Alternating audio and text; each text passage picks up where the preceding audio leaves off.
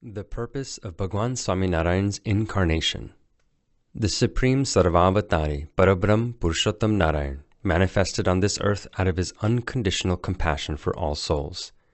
In Vachnamrut, Gadara Section 1, number 78, Shriji Maharaj says, God who transcends Akshar, who is beyond mind and speech, and who is imperceptible, himself, out of compassion, resolves, may all the enlightened and unenlightened people on Mrityulok behold me.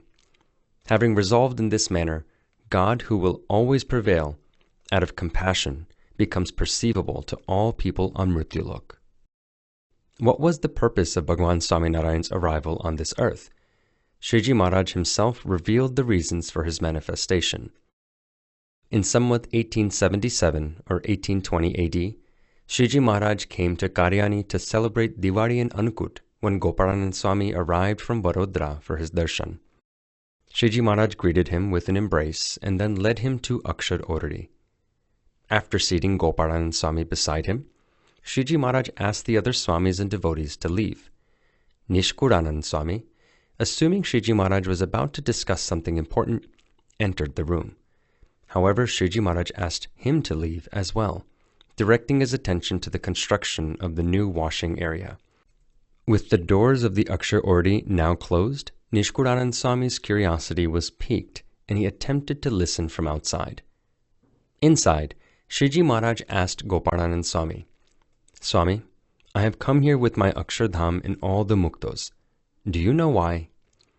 Gopalanand Swami replied, No, Maharaj. Then Shriji Maharaj revealed to Gopalanand Swami the 6 objectives behind his manifestation on earth.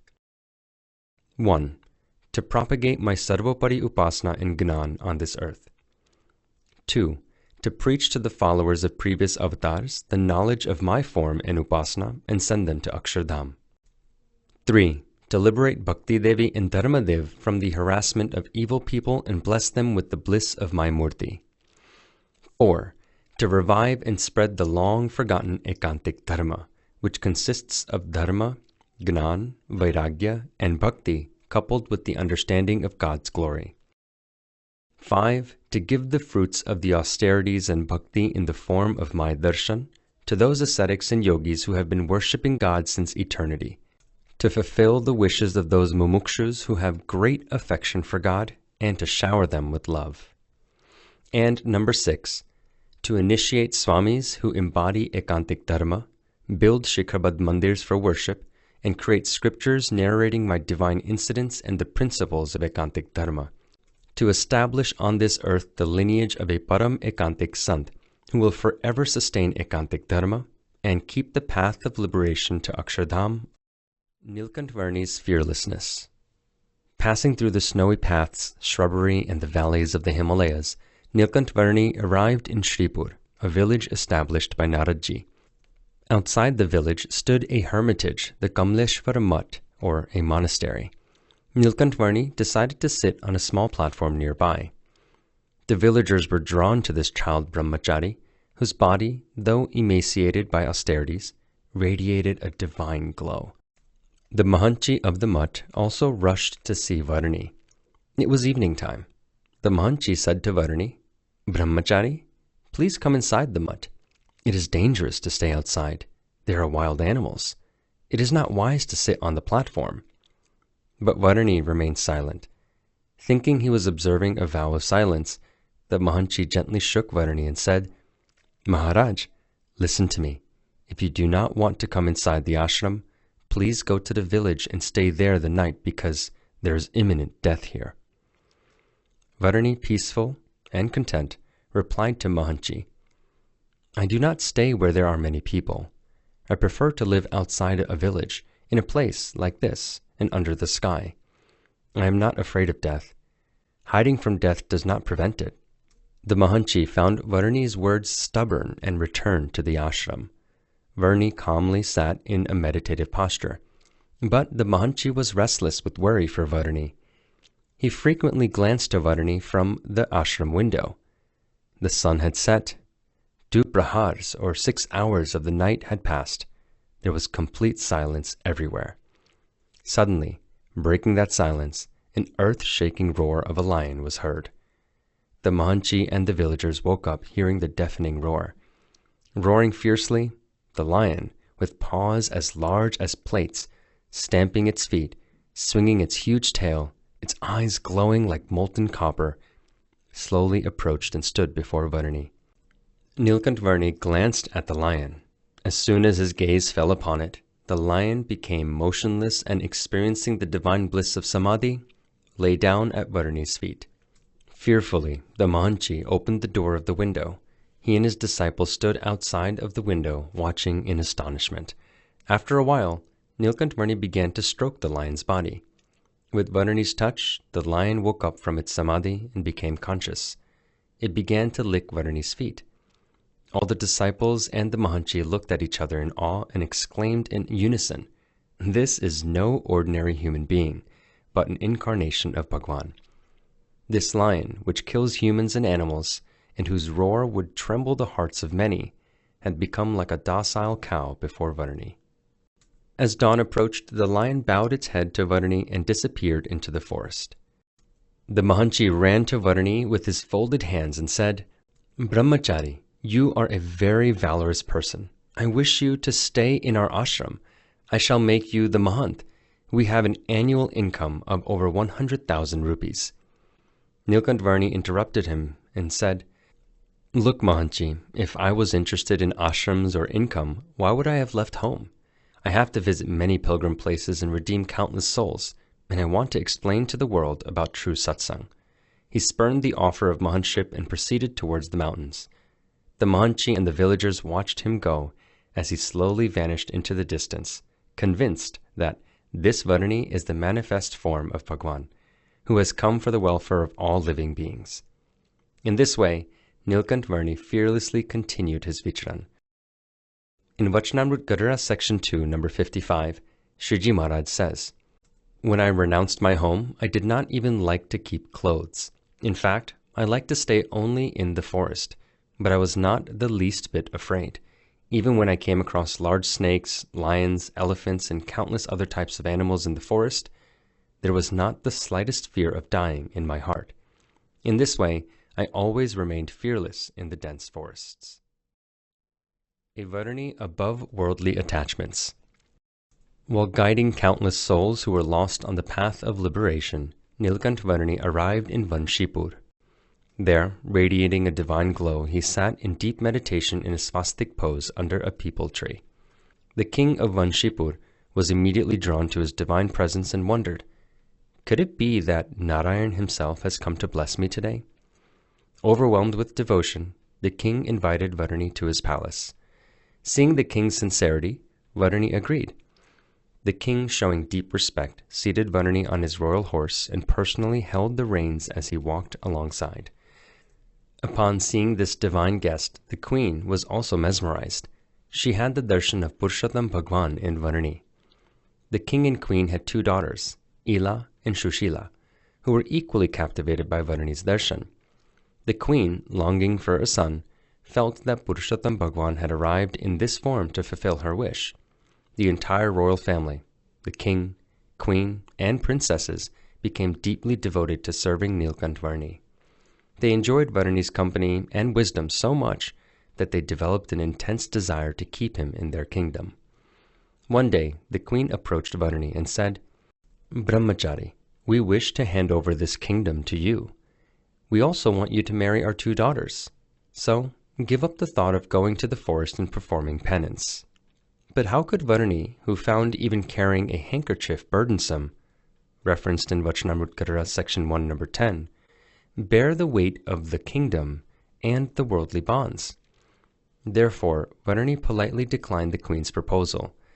The queen, blinded by infatuation, forgot that Varuni was the supreme Bhagwan himself. In her frustration, she said, "You are still young, but when you grow older, you will not be able to live without a woman. Kamdev, or the deity of attraction, has shattered even the great sages. How will you escape?" Deluded souls bound by Maya often assume that even Bhagwan is bound by worldly desires, just as they are. Seeing the queen's ignorance, Varuni smiled within, feeling pity for her. He gently explained, My joy lies in going to the forest and meditating on Paramatma. The queen tried to frighten him by mentioning the dangers of wild animals, but Varani firmly responded, Mother, the only thing to fear is attachment. I have come to this world to redeem people from this allurement of Maya and grant them the bliss of my divine Akshardham.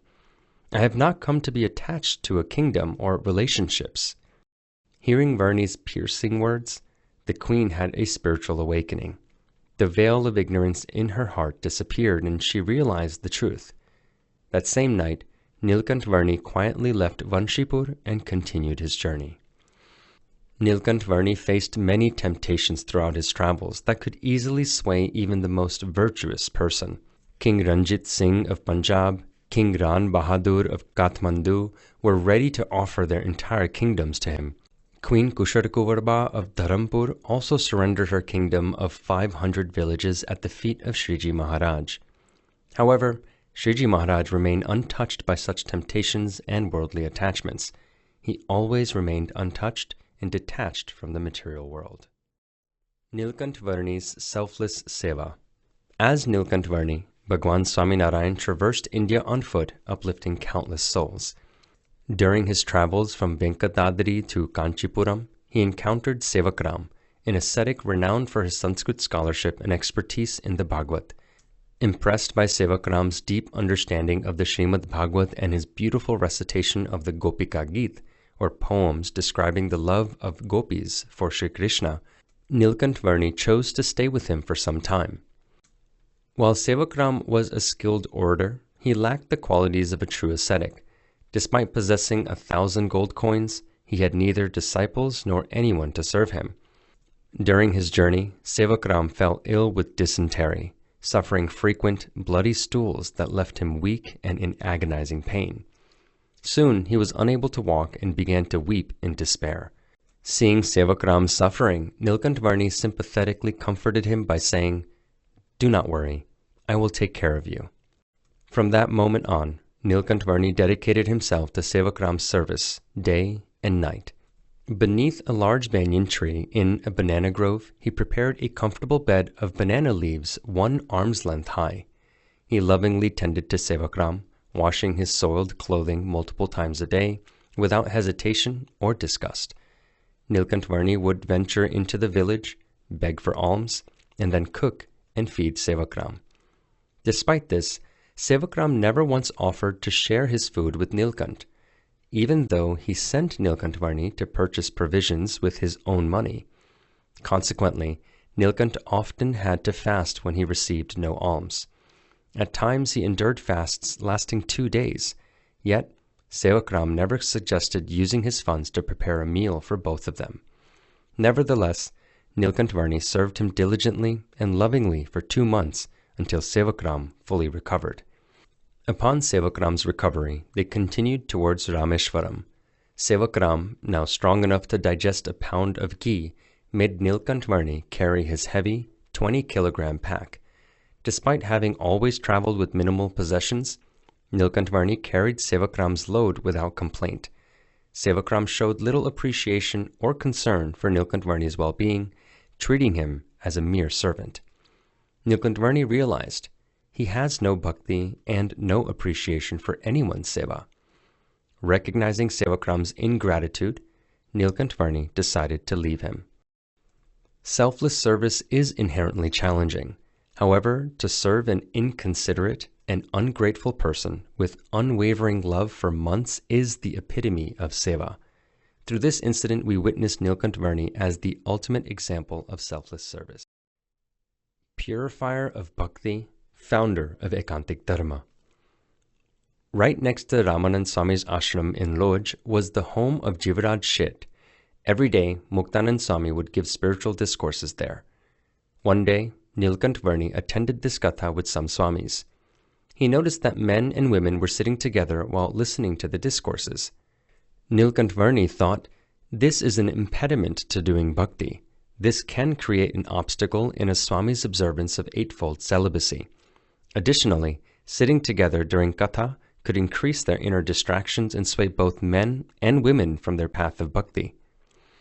With this thought, Nilkantvarni immediately left the sabha. The next day, when Muktanand Swami went to deliver Katha, Nilkantvarni told all the Swamis, "Come to the mandir. I will deliver Katha for you there. Men and women sitting together and listening to Katha like this is not appropriate according to our dharma." When it came to observing Niyam Dharma, Nilkantvarni did not worry about what others thought of him. Thus, after explaining this dharma to everyone, Nilkantvarni established a new tradition in which men and women sat separately to listen to Katha, ensuring purity in bhakti. Nilkantvarni was new to the ashram, and though he was only 20 years old at the time, and 23 years younger than Muktanand Swami, his spiritual authority was undeniable, as seen in this prasang. One day, Nilkantvarni noticed a small opening in the ashram's wall. The house next door belonged to a grahast, or a householder, and Nilkantvarni observed a Swami and the grahast's wife exchanging live coal for cooking through the small window. Seeing this, Nilkantvarni told Muktanand Swami, "This hole in the wall will one day surely compromise the Swami's dharma. Thus, Swami should maintain no relationship with any women, whether direct or indirect, as this is considered inappropriate." Saying this, without waiting for approval from Muktanand Swami, Nilkantvarni himself plugged the hole in the wall.